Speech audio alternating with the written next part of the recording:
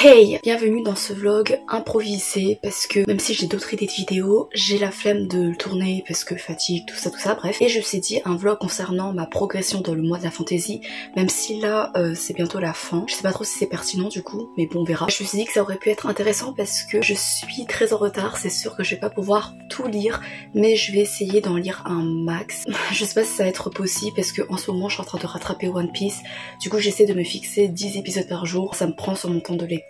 Après One Piece ça reste un monde de fantasy grandiose et tout, du coup ça compense un peu, ça reste dans le thème, c'est connu pour sa richesse hyper foisonnante en termes d'univers de fantasy, d'éléments dans ce genre, etc. Je me cherche des excuses. Pour le mois de la fantasy, j'ai lu 6 livres, dont 2 qui fait partie de la même catégorie, du coup ça compte même pas trop. En ce moment je suis en train de lire le roman Legends and Lattes de Travis Poultry, qui est également sorti en France chez Inis Éditions, pour compléter ma catégorie petite douceur, surprise du chef, c'est-à-dire lire une saga chouchou ou un livre court.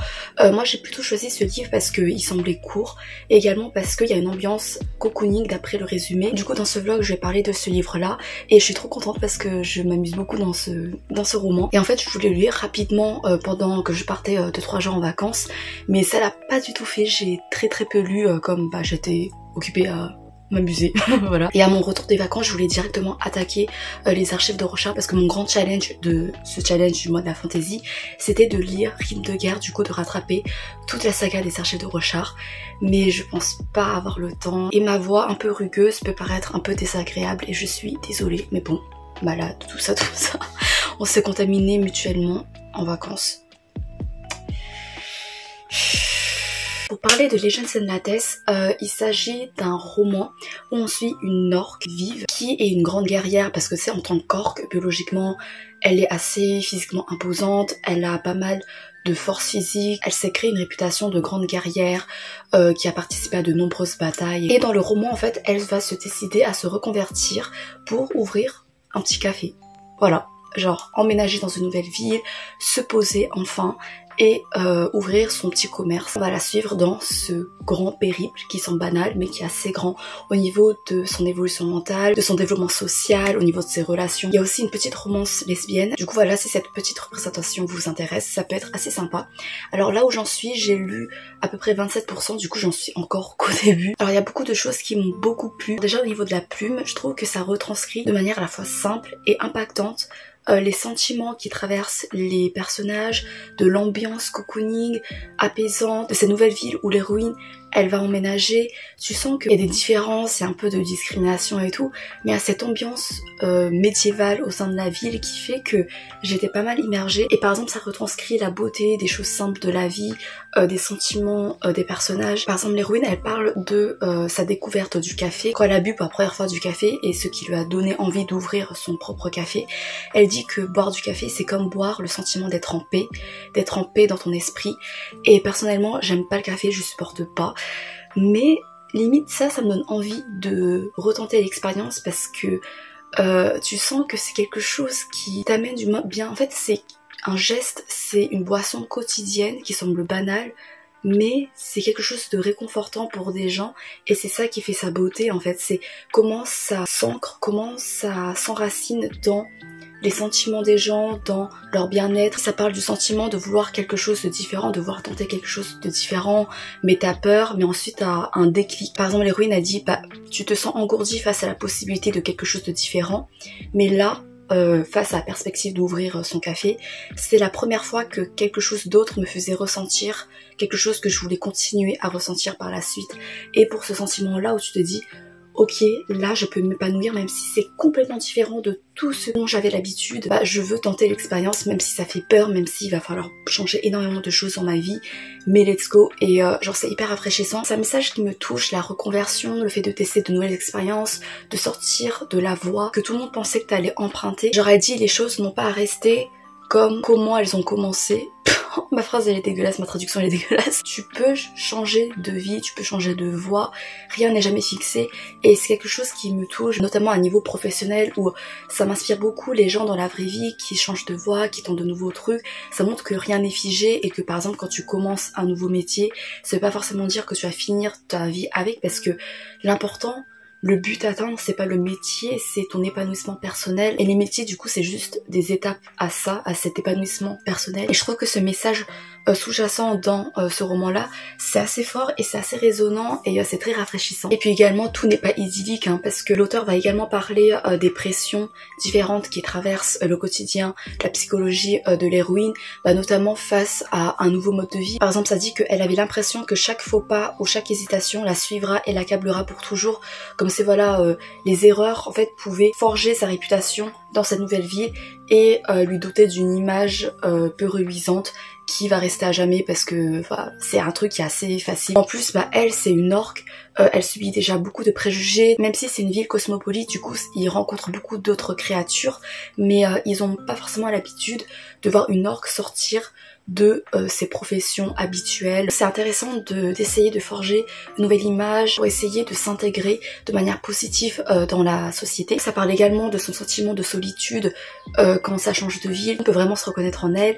Ça parle également de la pression d'ouvrir son propre commerce, comment voilà, au début c'est assez branlant, ça marche pas forcément, ça requiert énormément d'efforts, de courage, de persévérance, de patience. Voilà, encore une fois, c'est encore très résonnant. Le fait que ça développe une fantaisie aussi cocooning mais proche de la réalité, tu vois, genre ça fait tellement du bien, tu te sens proche de l'univers des personnages, tu te mets à leur place. Et au niveau des personnages, ils sont trop rafraîchissants, ils dégagent quelque chose de doux, d'apaisant. Pour parler de l'héroïne, tu t'attaches au parcours qu'elle choisit, à ses doutes, à sa persévérance. Elle a pas encore perdu toutes ses habitudes en tant que guerrière, mais elle essaie de faire de son mieux pour paraître la moins intimidante possible. Et également, elle possède une sensibilité en elle, genre elle est touchée facilement par la gentillesse des autres, surtout que voilà, c'est rare comme les gens tendent à prendre des distances avec elle. J'aime trop, elle est trop mignonne. Aussi, ses relations avec les autres, c'est teinté de réserve, de timidité, de maladresse, parce que voilà, ils savent pas trop comment faire encore, mais c'est ça qui me touche dans les relations amicales et ça m'attendrit trop. Par exemple, il y a un nain, je crois, avec qui elle devient progressivement amie, parce que voilà, elle va louer ses services pour reconstruire, pour retaper un peu le local qu'elle a acheté pour son café. Et le nain, en fait, il subit aussi des préjugés. C'est un spécialiste dans son domaine, mais comme c'est un nain, il est très isolé. Au niveau de ses préjugés, tout comme Viv, ils peuvent se rapprocher. Le fait qu'il s'épaule socialement, c'est trop touchant, je trouve. Et aussi, le nain, en fait, il est grincheux et tout, mais il va aider parfois généreusement Viv, il va prendre des initiatives pour aider Viv, et tu sens que ça le tient à cœur et qu'il fait pas juste ça pour l'argent. Et genre, c'est trop mignon parce qu'il est grincheux, il fait comme si c'était en mode ouais, j'avais du temps libre, du coup j'ai pensé à ça, mais bon, tu peux refuser et tout. Et genre, c'est trop mignon. Et ensuite, t'as la love interest, je pense, du coup, une qui va travailler dans le café en tant que serveuse, qui s'appelle Tendry. C'est une succubus. Elle aussi, elle va aller à l'encontre des attentes qu'on a vis-à-vis de ses origines en tant que succubus. Voilà, du coup, on suit pas mal de personnages qui vont oser s'affranchir, s'émanciper des attentes qu'on leur impose pour choisir leur propre voie, construire leur propre chemin, aller vers leur propre épanouissement personnel. J'ai trop hâte de continuer parce que voilà, je me sens bien dans l'univers, avec les personnages surtout, avec les thèmes abordés. Pendant ma lecture, je vais pas donner de gros spoils. Si j'aime bien, je vais surtout essayer de vous donner envie de lire cette fantasy qui, voilà, c'est pas de la high fantasy où il se passe énormément de choses, mais c'est juste trop beau, comme je l'ai dit, c'est juste proche de la réalité, ça fait du bien, et en même temps t'es dans un univers de fantasy, du coup c'est dépaysant également. Voilà, j'aime bien ce mélange. Ah oui, et le café comme métaphore d'apaisement, d'humanité à l'orque qui est tellement habitué au sang, à la violence, ou à la guerre, à la mort. Ça me rappelle l'œuvre magistrale qui est l'anime, le manga Monster de Naoki Urasawa, parce que alors c'est pas de la fantasy, c'est un thriller psychologique, mais je vais quand même en parler parce que ça m'a beaucoup rappelé ça. En gros, dans un petit épisode, on rencontre un restaurateur, c'est vraiment le cliché du vieux bonhomme hyper rassurant, hyper chaleureux, et il a pour habitude de mettre beaucoup de sucre dans son café, je crois 5 cuillères de sucre. Par la suite, il va raconter son histoire. En gros, avant il était un assassin, et un jour, pendant qu'il était sur le point de tuer sa cible qui était assis à la terrasse, il regardait sa cible, et sa cible mettait beaucoup de sucre dans son café, genre 1 cuillère, 2 cuillères, 3 cuillères, jusqu'à 5 cuillères je crois. Il a bu son café, mais de manière qui paraissait tellement savoureuse que ça a surpris l'assassin, et qu'il s'est rendu compte qu'en fait sa cible était humaine, parce qu'il s'est totalement détaché de ça. Il prend sa cible comme quelque chose à abattre, comme un objet à détruire, et là ça l'a fait comme un déclic. Il s'est rendu compte que il était face à un humain, et que lui-même aussi qui a été touché par cet humain, ça voulait dire que lui aussi n'était pas une machine à tuer, mais il était aussi quelqu'un d'humain. Et depuis ce jour, bah, chaque fois qu'il boit du café, il met énormément de sucre pour comme se rapprocher de cet idéal d'humanité là et se rappeler que lui-même est humain. Et voilà, ça m'a rappelé un peu bah du coup Legends and Lattes. Voilà, bref, j'ai beaucoup trop papoté déjà. Je vous laisse et j'ai trop hâte de vous retrouver pour parler encore un peu de ce roman là. Hey, on est le lendemain, mais comme hier j'ai oublié de vous donner la date, donc le lendemain ça veut pas dire grand chose. Donc aujourd'hui on est le 25 mai. Hier j'ai dévoré Legends and Lattes et c'est une lecture que j'ai pas mal aimée. Il y a quelques fils scénaristiques dont je m'en foutais un peu, j'avoue. Alors hier j'avais oublié de vous mentionner quelque chose qui est assez important, c'est le fait que Viv, du coup l'héroïne, elle va ouvrir un café dans une ville qui ne connaît pas le café, qui n'en a jamais bu. Ce concept-là, le fait de proposer une nouvelle boisson et d'arriver à attiser la curiosité des gens, c'est un peu comme une métaphore générale pour décrire le parcours de l'héroïne, mais aussi des autres personnages qui tentent de sortir de leur zone de confort pour essayer des choses dont ils n'ont pas l'habitude, mais qui vont ajouter une saveur en plus dans leur quotidien. Et par extension, cet endroit, le café que l'héroïne va ouvrir, bah déjà c'est une occasion de goûter à des saveurs, à des boissons que les gens ne connaissent pas, mais ça va être aussi des opportunités pour d'autres personnages qui vont pouvoir exploiter leur talent, leur passion et s'intégrer dans le monde, se faire une place dans le monde, se faire accepter en quelque sorte et laisser exprimer leur voix, leur existence. Par exemple, t'as un rat, je crois, il est très introverti, il parle seulement quand c'est nécessaire pour se faire comprendre, mais dans la plupart des cas, il reste très silencieux, il est assez effacé, tu sens que voilà, il sait pas trop comment interagir avec les autres et il va devenir le cuisinier du café pour proposer ses pâtisseries, du coup s'intégrer petit à petit ainsi dans la dynamique sociale. T'as aussi un musicien qui semble souffrir d'anxiété sociale, je crois. Au début, il va proposer une musique assez particulière dans son rythme, sonne un peu trop violent, un peu trop énergique pour ce dont les gens ont l'habitude et du coup petit à petit, il va d'abord se rabattre sur les musiques plus douces pour petit à petit proposer ses morceaux à lui beaucoup plus uniques, beaucoup plus forte, comme si son intégration au sein de la dynamique sociale devait se faire progressivement au fur et à mesure que les autres ont l'habitude de lui et de sa personnalité authentique. Et puis je trouvais que c'était un peu comme une métaphore pour montrer que ceux qui étaient un peu dans ce genre de personnalité, qui souffrent d'anxiété sociale, qui sont un peu timides et tout, ça montre qu'il y a toujours un moyen de se faire entendre, de se faire accepter par les autres, même si c'est un moyen progressif. Il y a toujours des façons de faire pour montrer qui on est, pour montrer notre part de richesse, nos valeurs, qui on est vraiment aux yeux de la société et qu'elle nous accepte comme elle est et pas forcément qu'il faut changer ou se cacher. Et voilà, je trouvais que ce petit pan de l'histoire, ça pouvait peut-être s'interpréter de cette façon-là. Au niveau des relations, alors du coup t'as une romance lesbienne, ça reste très secondaire, hein. Franchement, si voilà vous vous attendez à une romance qui est super développée, avec beaucoup de scènes romantiques et tout, vraiment vous allez peut-être être déçus, mais pour moi ça a été plus que suffisant parce que voilà, c'était à petite dose, c'était mignon, on a eu le temps de s'attacher à la dynamique entre les deux filles. Elles sont trop mignonnes ensemble, tu vois, il y a cette maladresse, il y a cette douceur entre elles, il y a ce soutien, il y a cette entente mutuelle qui se développe. Et ce que j'aime beaucoup, c'est que ça va pas mettre sur le plan secondaire les autres relations que Viv et l'héroïne va développer avec les autres. Tu sens les amitiés, tu sens que c'est un peu une fin de famille. Quand tu vois qu'il y a des habitués qui viennent, genre t'as l'impression d'être plongé dans cette ambiance avec ces habitués-là, avec le fait que ce soit de plus en plus vivant, de plus en plus riche, que ce soit au niveau du menu ou de l'animation. Il y a une atmosphère chaleureuse, amicale, presque familiale aussi, notamment à la fin où Viv, elle va rencontrer des difficultés. Elle va sortir un peu de son rôle de gérante de ce café-là pour être dans une position un peu plus vulnérable et c'est quelque chose qui est très inhabituel pour elle, tu vois, parce qu'elle a toujours été considérée comme une grande guerrière, genre c'est sur elle que les gens se reposent et du coup voir l'inverse où tu vois qu'il y a des gens qui sont là pour elle, ça fait du bien et ces liens là c'est elle qui a réussi à les développer et c'était trop mignon. Du coup ça développe vraiment la relation amicale de manière que j'ai trouvé assez complète dans un si court roman parce que tu vois que c'est un sentiment mutuel et que c'est une entraide mutuelle et que ça se fait vraiment naturellement et voilà, genre c'était trop mignon. Bref, il y a des petits trucs quand même que je peux peut-être reprocher. J'aurais bien aimé connaître un peu plus les personnages qui deviennent des habitués du café, mais en même temps je me dis peut-être que c'est exprès pour montrer que quand ils sont au café, on s'en fout de leur histoire, on s'en fout de qui ils sont, de leur passé ou quoi, comme avec Viv, tu vois, on s'en fout si avant elle était une guerrière ou elle tuait des gens ou quoi.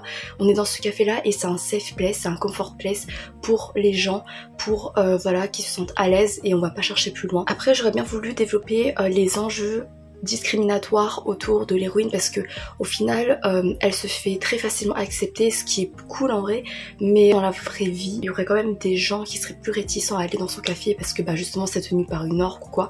Mais en vrai vraiment je chipote, c'était super cool, je lui ai mis 4 sur 5 parce que voilà, je me suis sentie tellement bien dans ce livre et je vous le recommande parce que ça peut vous faire du bien. Voilà, c'est juste pas prise de tête, mais si vous êtes sensible à ce genre d'atmosphère chaleureuse, à ce genre de petite fin de famille, même si c'est vraiment le début de fin de famille, c'est surtout des amis, mais c'est déjà super choupi. Donc voilà, si vous êtes adepte à ça, bah je vous conseille ce roman là. Ensuite j'ai pu commencer un nouveau roman dans le cadre du mois de la fantasy. Alors il s'agit dans la catégorie dessert pour compléter la sous-partie le glouton, c'est-à-dire lire un pavé ou un roman à dévorer. J'avais choisi The Obsidian Tower de Melissa Caruso, qui est le tome 1 d'une trilogie et qui n'est pas traduit en France malheureusement, mais de l'autrice. On a traduit Les Faucons de Ravera, enfin bref, les gens, enfin l'édition française Big Bang a traduit Les Faucons de Ravera et merci parce que ça a été une saga coup de cœur, vraiment j'ai trop aimé, j'adore comment l'autrice développe son univers de fantasy, elle mélange beaucoup l'action avec la diplomatie, les complots politiques, les mystères, les putains de plot twists et tout, c'est trop génial, j'ai trop aimé et même la romance dedans, elle reste pragmatique, elle reste mature avec des enjeux compréhensibles, réalistes sans tomber dans le sentimentalisme extrême, tu vois. C'est pour ça que j'étais curieuse de lire le tome 1 des Obsidian Tower. Et en plus, un truc que j'avais oublié mais que je me suis rappelé en commençant ce roman, c'est que ce roman là se déroule dans le même univers que Les Faucons de Ravera. Un univers que j'adore.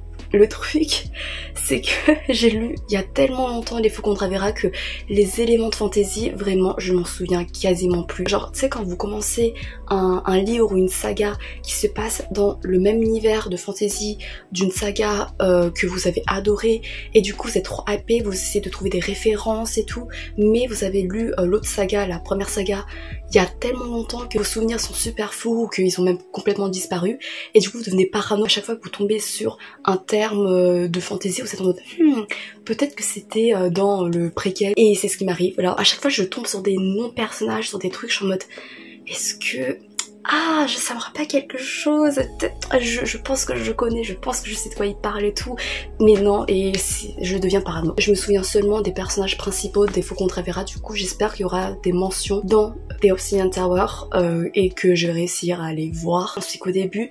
Et en gros on suit une héroïne, elle vient d'une famille royale, c'est une famille royale qui possède de la magie et ses frères et sœurs à elle, ils possèdent la magie de la vie en fait, c'est des vivoumanciens, je crois que ça se dit comme ça en français, où du coup ils insufflent de la vie pour voilà, faire pousser des herbes, des fleurs, je sais pas quoi. Par contre elle, l'héroïne, elle ôte la vie, elle est considérée un peu comme une malédiction. Quand elle touche quelque chose ou quelqu'un, elle se nourrit de la vie de cette chose, de cette personne là et la personne meurt. Et du coup on l'a envoyée chez sa grand-mère qui est une très puissante mage et qui peut résister à sa petite fille, à l'héroïne. Dans le royaume où elle est de sa grand-mère, il y a des Obsidian Tower qui est du coup une grande tour noire, elle est toujours fermée et il faut jamais l'ouvrir, il faut jamais entrer dedans.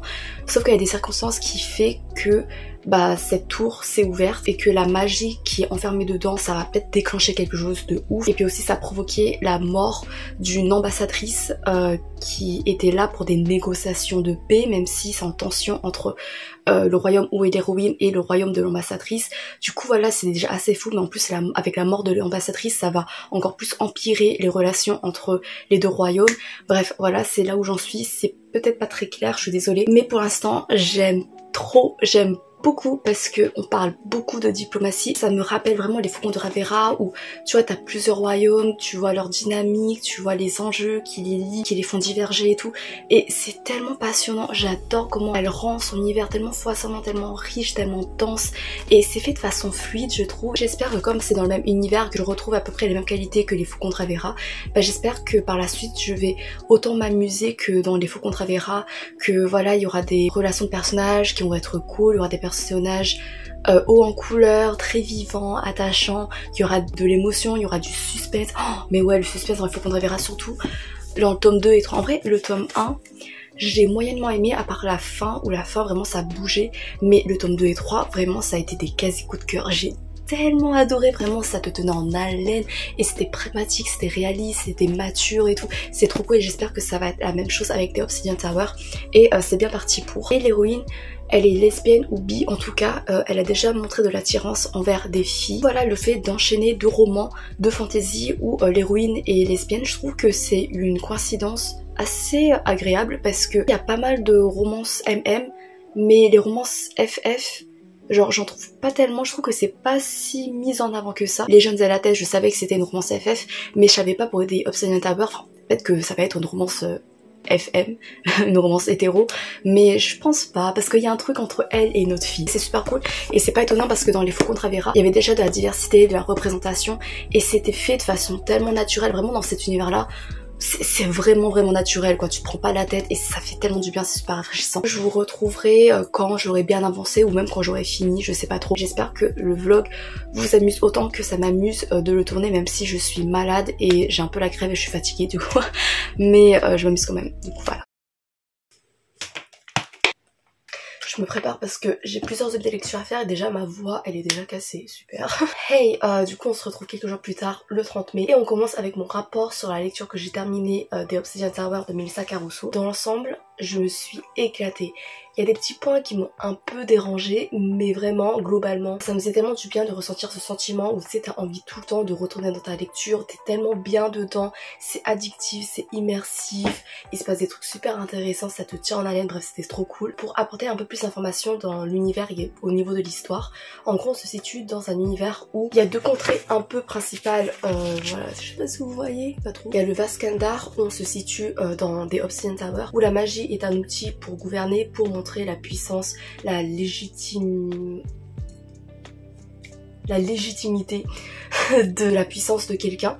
Et l'Empire Sérénissime ici, notamment par exemple la contrée de Ravera, voilà, les Faux contre Vera, c'est ceux qui n'utilisent pas la magie comme un moyen de gouverner et au contraire la magie est vue un peu comme quelque chose de discriminatoire parce que c'est quelque chose de dangereux. Ici on se situe dans la contrée où il y a de la magie, on se situe du coup dans le domaine de l'héroïne qui s'appelle Rix, qui doit prendre la place de sa grand-mère comme dirigeant de ce domaine là parce que sa grand-mère a disparu pour des raisons assez spéciales.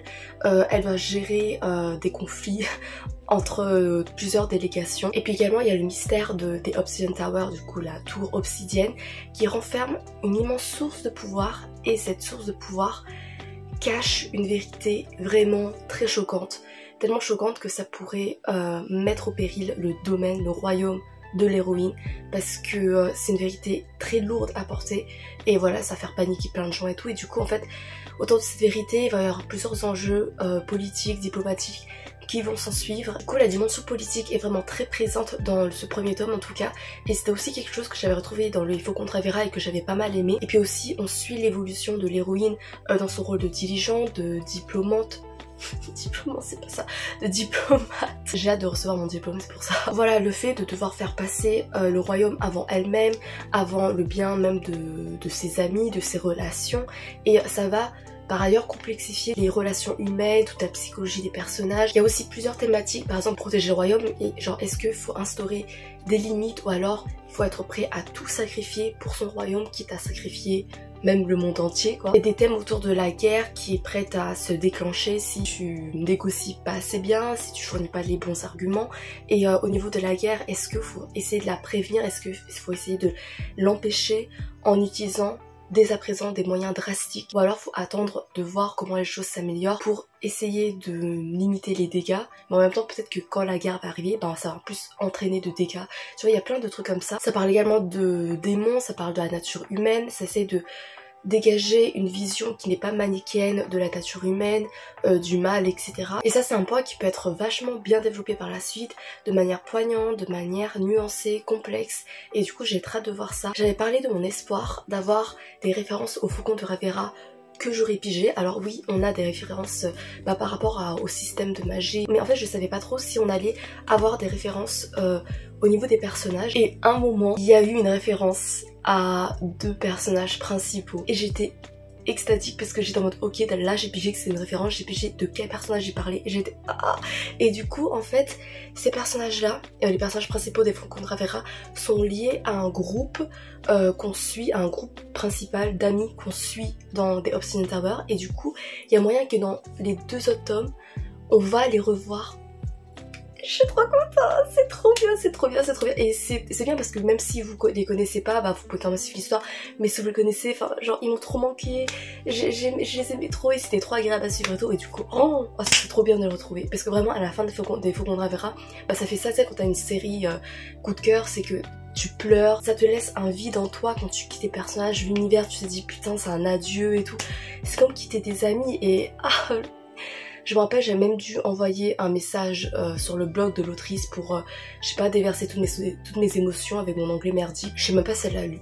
Voilà. Je vais en profiter pour parler des personnages. Alors, au niveau de l'héroïne, comme je l'ai dit, on la suit en tant que dirigeant. Du coup, on la voit comment elle essaye de gagner en pertinence, de gagner en pouvoir, de gagner en influence dans ce domaine-là, et c'est super intéressant.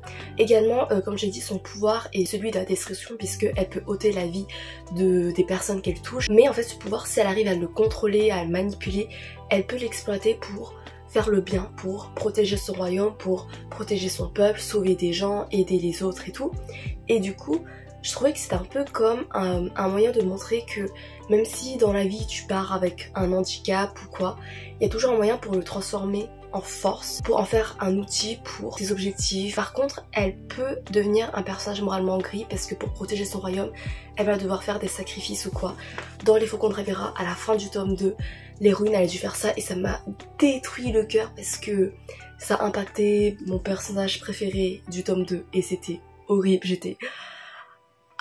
tu me fais ça, ok, du coup voilà, j'ai très hâte de voir comment ça évolue dans The Obsidian Tower. Mention spéciale aussi au cast féminin parce que il y a pas mal de personnages féminins qui sont assez fortes, qui sont assez importantes, assez mises en avant, genre tu sais elles sont stylées, c'est des guerrières ou alors c'est des bons diplomates, enfin elles ont un rôle important. Au niveau des autres personnages, ils sont super rafraîchissants, la plupart ils sont très attachants, ce qui est un point qui peut faire mal parce que en fait t'as plusieurs fils scénaristiques qui amènent des mystères, qui amènent son lot de potentiels coupables parce qu'il y a des meurtres, des complots politiques et en fait tu sais que dans le lot de tes personnages attachants se trouvent les coupables et du coup tu sais que l'héroïne va se faire trahir par des gens qu'elle considère comme ses amis, ce qui est horrible parce qu'en fait l'héroïne elle parle plusieurs fois de son envie de se faire de bons amis, de se sentir appartenir à un groupe. Elle est très sensible quand les gens lui démontrent de l'amitié, de l'affection parce qu'elle n'a pas l'habitude. C'est trop choupi, j'adore ce genre d'héroïne, surtout qu'en fait elle est très maladroite. Tu sais qu'à un moment donné elle peut toucher des gens, elle fait une petite tape sur l'épaule pour essayer de réconforter une personne, elle est en mode non mais ça paraît pas naturel, ça paraît pas trop familier, je dois sûrement faire mal les choses ou quoi. Et c'est trop mignon, j'adore ce genre de personnage tout maladroit et tout, ça me fait trop craquer, mais bref je suis en train de dériver. Mais oui, en parlant des traites, bah tu sais qu'elle va se faire trahir et c'est horrible et en même temps tu te dis c'est un potentiel pour le angsty, pour complexifier les relations amicales, la psychologie des personnages, le fait qu'ils sont tiraillés entre leurs sentiments et leurs devoirs, enfin vraiment ce genre de dilemme, c'est quelque chose qui est angsty mais que j'adore. Savoir qu'il y avait des traîtres, ça permettait de maintenir en haleine le lecteur et de vraiment se sentir captivé par l'intrigue, de se sentir immergé et se sentir impliqué. Au niveau des relations, parce que ça occupe quand même une place importante, alors au niveau de la romance, l'héroïne elle est bi ou pan, parce que même si elle peut avoir de l'attirance envers une fille, son histoire d'amour est liée à un jeune homme. Pour ceux qui sont intéressés, c'est un peu un truc ennemi, tout allié, tout encore platonique, mais il y a de l'attirance pour ce jeune homme là. Je l'aime bien. Cette romance là, c'est pas la relation qui va le plus me toucher, mais j'aime bien ce jeune homme, j'aime bien le love interest parce que d'abord il apparaît un peu mystérieux, dark, ténébreux, tu vois, ce genre de mec hyper charismatique. Moi c'est pas trop mon kiff, je suis en mode ok c'est assez cliché, en vrai je m'en fous, mais par la suite il développe une part de vulnérabilité. Il est tiraillé entre le fait de devoir obéir, de devoir satisfaire les attentes de son frère qui a quand même une emprise psychologique énorme sur lui et ses aspirations, ce qui lui semble juste, ce qui lui semble bien, ses sentiments qui se développent pour l'héroïne. Parfois il fait des choix qui sont pas cool, qui le placent sous une lumière peu reluisante parce que voilà, tu sens que c'est pas quelqu'un qui est indépendant de lui-même, il dépend encore des attentes de son frère. Parfois il fait des erreurs qui vont nuire à l'héroïne, tu vois. C'est pas le prince charmant par excellence, c'est pas le mec qui va tout sacrifier d'un coup pour l'héroïne. Il est encore tiraillé par ça et je trouvais que ça le rendait plus humain, plus attachant. Il est adoptable. Voilà, c'est pas un crush, mais c'est un enfant que je pourrais adopter parce qu'il me touche. Ce qui est cool, c'est que la romance est assez secondaire et elle fait pas de l'ombre aux relations amicales qui sont très importantes dedans, surtout pour l'héroïne comme je l'ai dit, parce que voilà, c'est quelque chose qui lui fait envie. Elle le dit maintes fois qu'elle envie les gens qui peuvent développer ce genre de relations. Les relations amicales, je trouvais qu'elles étaient développées de façon assez complète, dans le sens où on prenait le temps de développer la dynamique, les connexions, également le côté angsty. Par exemple, comment le pouvoir destructeur de l'héroïne pouvait entrer en conflit avec son rapprochement avec les autres. J'avais l'impression que vraiment l'amitié c'est quelque chose de vraiment important dans la vie de l'héroïne. Certes, elle aspire également à vivre une grande histoire d'amour, ce qui est compréhensible, mais l'histoire d'amour, au final, c'est assez secondaire, j'ai l'impression, parce que l'amitié, trouver les bons amis qui seront là pour toi, c'était quelque chose dont elle en avait besoin, limite, tu vois. Et c'est quelque chose que je peux comprendre, alors que l'amour, en vrai, voilà, ça peut attendre. Ah oui, et en revenant sur la romance, ce que je voulais dire, oula, je pars dans tous les sens, mais pour la romance, du coup comme le love interest, tu vois, il est un peu plus nuancé que juste le mec hyper ténébreux, charismatique, hyper badass ou quoi. Genre je trouve que la romance du coup elle a un potentiel pour être pragmatique comme dans les Faucons de Ravera, dans le sens où ça va pas empiéter sur les enjeux, sur les aspirations des personnages en tant que dirigeants de leur royaume. C'est ça que j'aime bien dans une romance, c'est que voilà, ça reste réaliste et que c'est pas trop idéalisé, c'est pas trop idyllique, c'est pas trop sentimental. Parfois ça peut même être sacrifié au profit de l'ambition des dirigeantes, parce que voilà, j'aime bien ce genre de truc. Et voilà, ça a vraiment un potentiel pour être bien complexifié par la suite et maintenir en haleine à sa façon, dans le sens où bah tu sais pas trop à quoi t'attendre avec la romance, peut-être que ça va pas bien finir, peut-être qu'en final voilà, c'est pas vraiment ce à quoi aspirent réellement les personnages ou quoi. C'était un peu ça dans les Faucons de Ravera, du coup c'était super cool. Et ensuite, pour en revenir à l'amitié, il y a un moment en amitié où je disais oh my god, en fait c'est un trope de romance hyper célèbre, tu sais, c'est quand quelqu'un te dit qui t'a fait ça, genre comme ça il va aller tabasser la personne qui t'a fait ça, genre qui t'a blessé comme ça. Et en fait ça c'est un truc hyper populaire en romance, parce que surtout en Enemies to Lovers, j'ai l'impression, tu sais, ça montre que le mec en général se soucie du sort de la personne qu'il est censé détester, en général la fille. Là c'était juste l'héroïne envers son nouvel ami, tu vois, elle découvre quelque chose, un secret de son ami, elle voit des séquelles corporelle je crois, et elle dit oui, qui t'a fait ça, et juste ça, genre cette phrase, je suis en mode oh, en amitié ça fait trop caca, en amour je m'en fous totalement. Voilà, j'ai beaucoup aimé, mais il y a quand même quelques points qui ont un peu péché. Je trouvais que ça tournait peut-être un peu en rond parfois, parce que à chaque fois qu'il découvrait une vérité, ils discutaient pendant pas mal de pages en mode est-ce qu'il faut en parler aux autres dirigeants ou alors ça va provoquer la panique. À chaque fois il y avait pas mal de débats autour de ça, ça développait des enjeux, ça développait pas mal de questions intéressantes, mais j'avais l'impression que c'était quand même assez répétitif malheureusement, et du coup ça peut peut-être ennuyer des gens. Moi comme j'adore l'univers et que je suis emportée facilement par la plume de l'autrice, ça ne m'a pas vraiment dérangé. Oh putain, ma voix, j'ai plus de voix.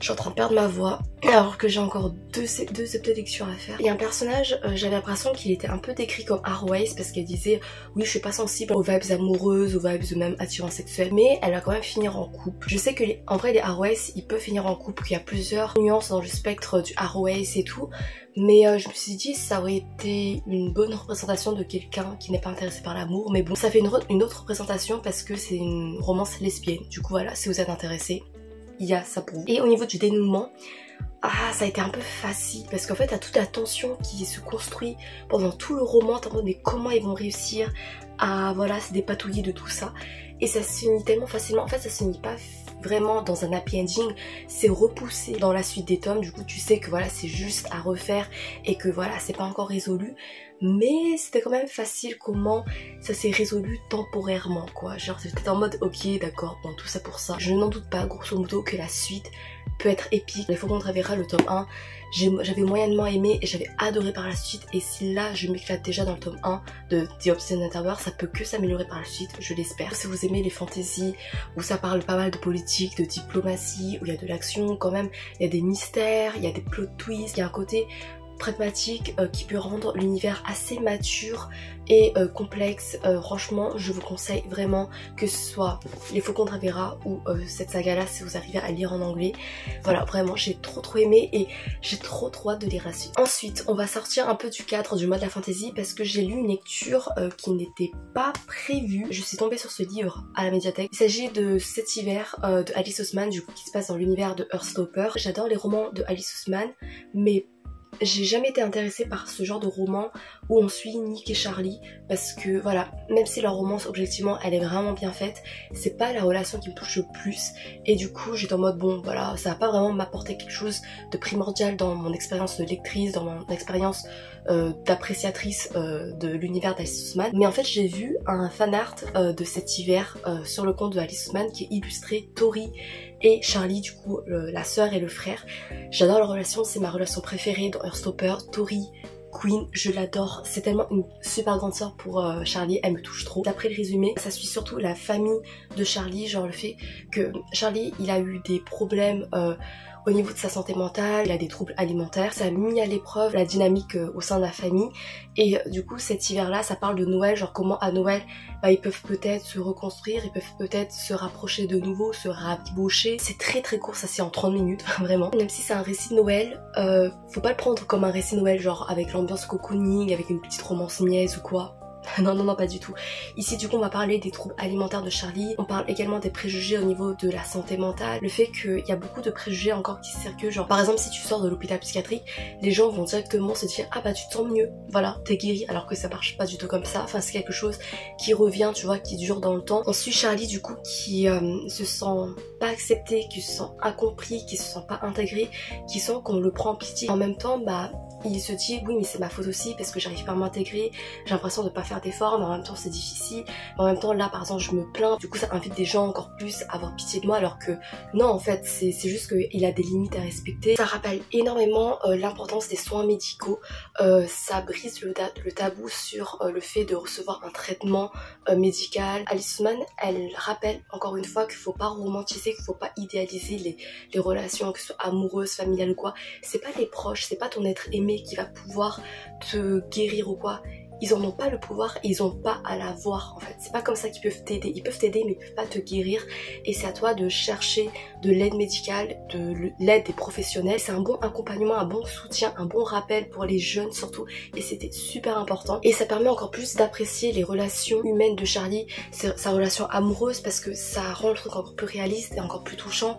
Sa relation familiale également. J'avoue quand il passe du temps avec Nick, c'était mignon, mais comme je l'ai dit c'est pas ma relation préférée et j'ai lu surtout ce spin-off pour la relation entre Tori, Charlie et Oliver, leur petit frère. On commence d'ailleurs ce roman avec le point de vue de Tori. C'est difficile d'être dans son cas également parce que elle représente le cas des proches qui essayent d'épauler, de soutenir le malade mais qui ne savent pas trop comment faire.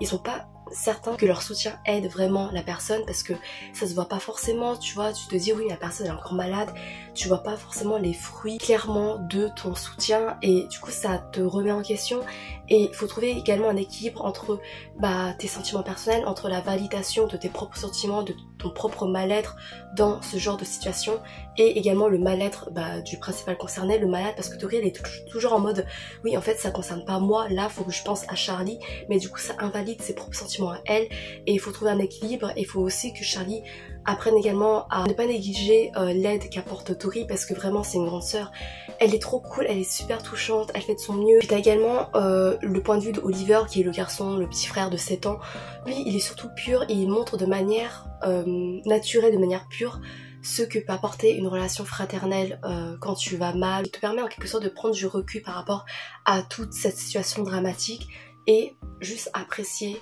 de manière simple et naturelle la relation fraternelle qui est pure, qui peut beaucoup t'apporter, voilà. Du coup voilà, vraiment c'était trop cool, j'ai pleuré parce qu'il y avait du anxiété au niveau de la relation familiale, il y avait beaucoup d'émotions, ils sont trop mignons. Pour le mois de la fantasy, alors il me reste 2 jours pour terminer au moins une lecture. J'ai un peu changé mon programme parce que dans ma liste, il n'y avait pas vraiment quelque chose qui me donnait vraiment envie, qui semblait assez potablement finissable en 2 jours. Du coup j'ai changé, j'ai incorporé un autre roman, je sais pas trop encore dans quelle sous-partie du monde de la fantasy. J'ai commencé le tome 1 des enfants d'Aliel de Sarah Schneider. On me l'avait conseillé sur Instagram en disant que si j'aimais bien les relations familiales, les relations amicales et tout, j'allais vraiment beaucoup aimer les personnages dedans parce qu'il y a cette dimension qui est assez présente et j'imagine que je vais conclure ce vlog la prochaine fois avec cette update lecture. Voilà, j'ai très faim, du coup je vais vous quitter. J'espère que ça vous intéresse encore et on se retrouve plus tard. Hey, on est le 31 mai, dernier jour pile du mois de la fantasy et j'ai fini le dernier roman que je vais pouvoir lire pour ce challenge là et qui a été incorporé de manière improvisée, mais bon. J'ai fini le tome 1 des enfants d'Aliel et qui est le grand éveil de Sarah Schneider. De base j'avais trop la flemme de faire moi-même un résumé, du coup je voulais aller piocher le résumé officiel sur internet et le lire, mais en fait le résumé officiel n'est pas vraiment résumé, c'est juste genre un teaser de ce qui se passe un peu au début, genre comme un extrait voilà du roman. C'est le karma qui me dit non, arrête d'être aussi paresseuse et fais-le ton résumé. Donc désolée si mon résumé pue, mais ça va puer. En gros l'histoire se base sur une certaine mythologie qui parle d'une querelle entre deux sortes de déesses, enfin d'entités divines, Aliel et Orga. Aliel qui est un peu le pouvoir du bien et Orga qui est donc le mal incarné. Dans l'histoire, Orga est en train de reprendre du pouvoir et du coup elle commence à disséminer un peu le mal chez les hommes, à polluer la nature et tout, des trucs comme ça. C'est tellement mal expliqué, mon dieu. Et les enfants d'Aliel sont des gens random, voilà, disséminés un peu partout dans les contrées, qui bénéficient des pouvoirs accordés par Aliel. Ce sont des pouvoirs différents, par exemple une connexion avec la nature, le feu. Au début on suit là qui va voir son don se réveiller pleinement et elle a pour mission d'aller chercher les autres enfants d'Aliel pour pouvoir unir leurs forces pour contrer le pouvoir maléfique de Orga. Ce tome 1 c'est plutôt une grosse introduction pour voir comment les différents protagonistes vont pouvoir se rencontrer. J'ai mis beaucoup de temps à m'immerger dans l'univers. Vraiment il y avait un moment au début où j'étais en mode est-ce que je vais pas plutôt abandonner ces lectures parce que je me sens pas totalement impliquée dans l'histoire, il y a un truc qui me coince. J'étais pas forcément enjouée à l'idée de me replonger dans ma lecture, mais au final ça s'est fait progressivement et j'ai quand même pris un plaisir à me plonger dans l'univers, à me laisser immerger dans l'imagination de l'autrice qui est vraiment très riche. En fait c'est bizarre parce que l'écriture d'un côté elle me semblait assez puérile, elle me semblait maladroite, lourde par moments et je pense que c'est ça qui bloquait principalement mon immersion au début, mais en même temps elle est dotée d'un talent tellement foisonnant pour exploiter le fonctionnement de l'univers mais de manière hyper détaillée. Genre l'autrice elle n'hésite pas à s'attarder sur des détails pour expliquer comment ça fonctionne, que ce soit scientifiquement ou magiquement, et en fait c'est tellement fluide à lire, c'est limite poétique, c'est agréable, c'est immersif et en fait c'est ça, c'est genre parfois je trouve que l'écriture elle est un peu niaise mais d'un autre côté genre il y a cette richesse. Petit à petit j'ai été curieuse à l'idée de continuer l'aventure, à rencontrer les autres nouveaux personnages, à voir quelle nouvelle dynamique allait se développer parce que au niveau des personnages ce que j'aime bien c'est qu'ils sont vraiment tous différents les uns des autres, ils ont chacun leurs qualités, leurs défauts, ils ont différentes approches face à telle situation, à telle réflexion, à telle thématique et du coup ils peuvent se compléter, ils peuvent s'apporter mutuellement pas mal de choses et ça développe des dynamiques plutôt intéressantes, notamment au niveau de la famille, de l'amitié du coup qui sont des thématiques qui me touchent. Alors là encore une fois, j'ai pas été 100% conquise alors que normalement c'est des relations genre ça me touche hyper facilement, je suis hyper fragile face à ça, je suis hyper sensible, voilà je peux en être facilement bouleversée, mais là je trouvais que c'était peut-être un peu trop, c'était un peu trop niais pour moi, mais dans l'ensemble j'ai quand même passé un bon moment parce qu'il y avait quand même des moments qui me touchaient, les personnages démontraient une certaine maladresse parfois, une certaine vulnérabilité, ils s'entendent pas encore forcément 100% bien mais ils essayent un peu de s'apprivoiser, de s'entendre mutuellement. On sent que voilà il y a une belle progression qui peut se faire et un bon rapprochement et un bon sentiment de found family qui peut se développer autour et franchement je suis curieuse de voir où ça va nous mener et j'ai très hâte aussi parce qu'au final c'est quand même des personnages avec qui t'es bien en fait, que t'as envie de suivre comment ils évoluent, tu sens vraiment que même s'ils ont un côté rafraîchissant, ils ont aussi leur propre lutte intérieure, leurs propres problèmes psychologiques dans lesquels on peut aussi se reconnaître et qui peuvent les rendre également inspirants selon leur évolution. Après il y avait un truc qui me saoulait un peu, c'est que t'as deux personnages principaux féminins et on parle pas mal de leur avantage physique, de de leurs atouts physiques, le fait que oui, l'héroïne elle est super belle, elle a un corps hyper sensuel, je sais pas quoi, et du coup t'as l'autre personnage féminin qui lui envie ça, et au final elle aussi en vrai elle est super belle aussi.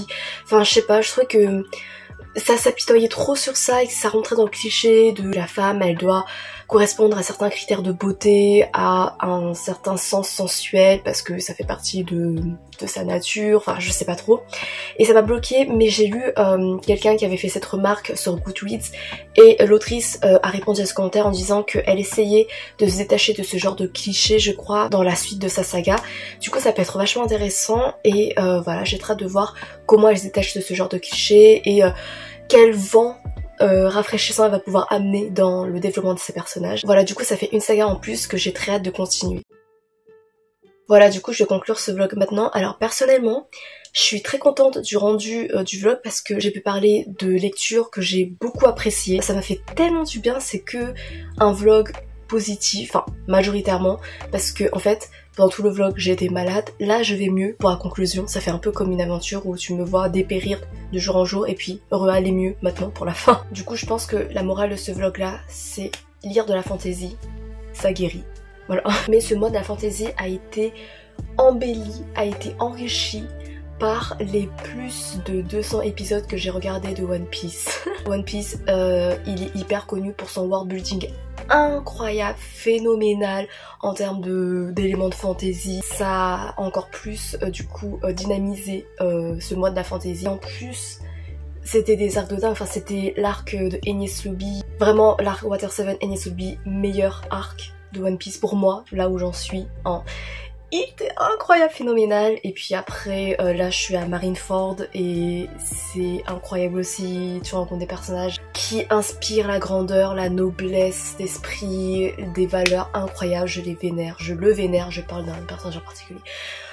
Je suis en train de divaguer et en plus on s'en fout. Mais j'étais obligée de mentionner au moins un peu One Piece durant ce mois de la fantasy parce que ça a quand même été un point clé dans cette aventure de fantasy pour moi. Vraiment, même si One Piece c'est long, n'hésitez pas à essayer, que ce soit en manga ou en anime, parce que il transporte des valeurs, il transporte des intrigues, des éléments scénaristiques, des personnages surtout incroyables qui peuvent vous faire vivre tellement d'émotions. Bref, j'en reparlerai quand je parlerai peut-être des mangas ou quoi. J'arrête de parler de One Piece. Mes potes elles arrêtent pas de me dire Vanessa tu parles trop de One Piece, tu spams avec One Piece, alors que elles regardent même pas. Mais je suis désolée, c'est la passion. C'est la passion. Je me suis amusée à tourner ce vlog et je pense que c'est un bon vlog pour conclure ce mois de la fantasy. J'espère que ça vous a intéressé pour découvrir ces bonnes lectures. N'hésitez pas à me partager vos lectures du mois de la fantasy. Merci d'avoir regardé jusqu'à la fin et à bientôt peut-être, je sais pas, j'espère. Salut!